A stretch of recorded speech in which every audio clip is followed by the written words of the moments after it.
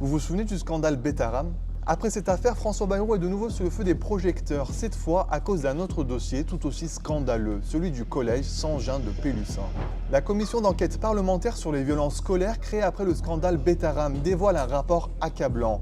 Des abus systémiques dans des centaines d'écoles, en particulier privées sous contrat, mal contrôlées par l'État. François Bayrou est directement visé pour son inaction face à des plaintes connues à l'époque où il était ministre de l'Éducation. Le rapport consacre plusieurs pages à l'affaire de Pélussin survenue entre 1995 et 1997. À l'époque, le directeur de l'internat, le frère Jean Vernet, est accusé d'attouchement et de gestes médicaux suspects sur des enfants.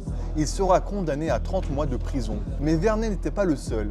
Les élèves dénoncent aussi des enseignants et surveillants.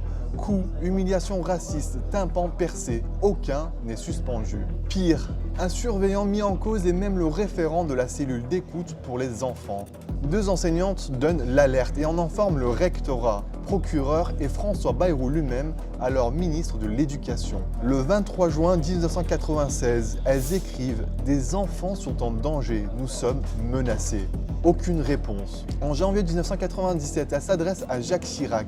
L'Élysée transmet alors le dossier à Bayrou qui reste silencieux. Seule une inspection régionale est déclenchée après un reportage d'envoyé spécial. À l'époque, à Pélussin, 600 personnes manifestent en soutien, non aux victimes mais aux adultes accusés. Devant la commission, Bayrou a nié avoir été informé. Le député Paul Vannier l'accuse de mensonge. Et pour cause, plusieurs documents et témoignages le contredisent. 30 ans plus tard, les victimes attendent toujours un mea culpa de la part de François Bayrou qui persiste dans son obstination.